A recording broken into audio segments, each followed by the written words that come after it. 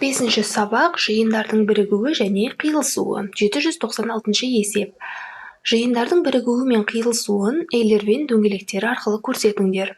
Бірінші, жұп сандар және тақ сандар жиыны. Яғни бірінші жиынды А деп, екінші жиынды О деп белгілейік. Сонда жұп сандар мен тақ сандар бұлар бір-бірімен ешқашан қиылыспайды. Яғни екі бөлек. Жұп сандар А, тақ сандар Б болсын.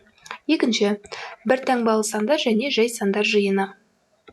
Яғни бір таңбалы сан мен жай сандардың ортақ элементтері бар, сондықтан оларды қиылыстырамыз. Үшінші, құрама сандар жиыны және натурал сандар жиыны. Яғни бізде натурал сан бұл барлық сан, демек А жиыны, ал құрама сандар Б жиыны осының ішіне кіреді. Төртінші,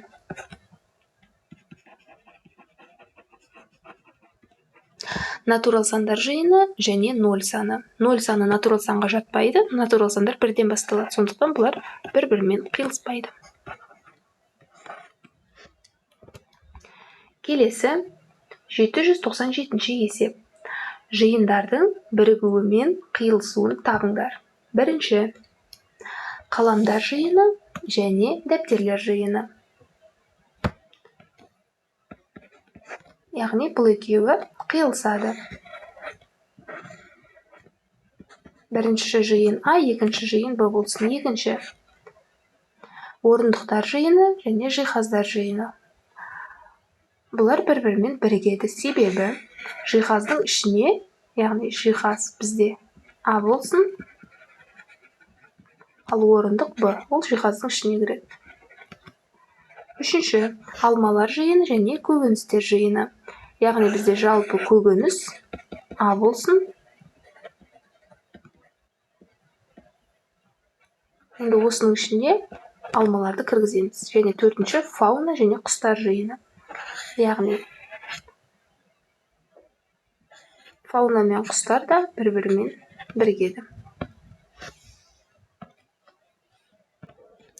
798 есеп. 64-ші суретте кескінделген жиындардың бірігуі мен қиылысу элементтерін атаңдар. Бірінші, F және E жиындары. Яғни бірінші бірігуін анықтайық. F және E. Яғни олардың бірігуі барлық элементтер жатады. А, Ә, Б, В, Г және Ғ. Енді келесі F және E жиындарының қиылысуы. Яғни қиылысуы бізде Б мен В ғана. Қалған жиындарды да дәл осылай есептейміз. Яғни екінші есепте А және В жиындарының бірігуі A, B, C, D, E, F, ал қиылысуы C, D, B. Үшінші, А және В жиындарының бірігуі 1, 2, 12, 3, ал қиылысуы 12 мен 3. Келесі төртінші, М, К, Д жиындарының бірігуі 1-ден 9-ға дейін, ал олардың қиылысуы үшеуіне де ортақ, бұл бір саны. Келесі 799 есеп.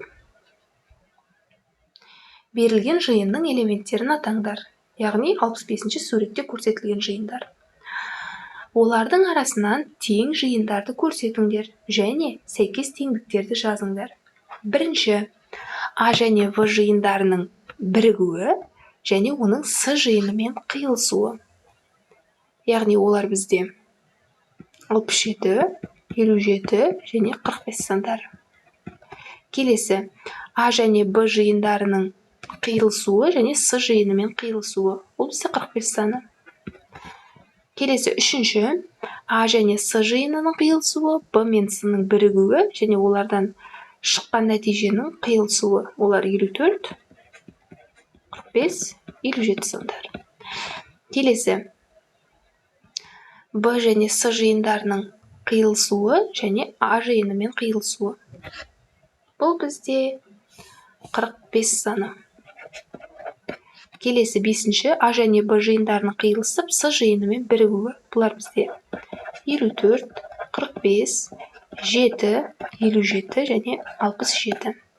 Келесі, А және С жиындарының бірігуі, Б және С жиындарының бірігуі және олардың қиылысуы. Бұлар бізде 54, 45 және 57. Келесі жетінші, А және Б жиындарының бірігуі және С жиындарының бірігуі. Бұлар бізде 4, 5, 6, 7, 54, 45, 67 және 57. Келесі Б және С жиындарының және А жиынының бірігуі. Бұлар бізде 4, 5, 6, 7, 54, 45, 67 және 57. Келесі 9-шы. 9-шы да дәл осылай. Б және С жиындарының бірігуі және оның А жиынымен бірігуі. 4, 5, 6, 7, 54, 45, 67 және 57. Келесі 800-ші есеп. Сандар жиынын ейлер мен дөңгелектері арқылы көрсетіңдер. Бірінші. А жиынының элементтері 7, 2, 9 және 4. Ал Б жиынының элементтері 9, 2, 5. Яғни екеуінде де бар сан бұлар 9 бен 2. Демек олар бізде екеуіне де ортақ қалғандары. А жиынында 7 мен 4 қалды. Б жиынында 5 қалды. Екінші. А жиынының элементтері 5, 8, 1. В жиынының элементтері 6, 1, 3. Яғни бұлардың ортақ элементі 1. Ал А жиынында 5, 8, В жиынында 6, 3. Үшінші. А жиынының элементтері 8, 5, 6, 2.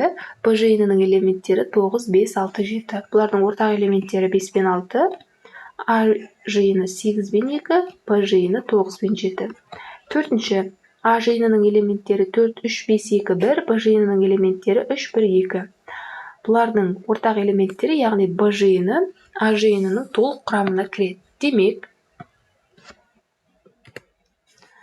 біз Б жиынын А жиынының ішіне саламыз. Яғни 3, 1, 2 саны, ал А жиынында қалғаны 4 пен 5. Осымен есептеулер аяқталды. Арнамызға тіркеліп, лайк басуды ұмытпаңыздар. Назарларыңызға рахмет.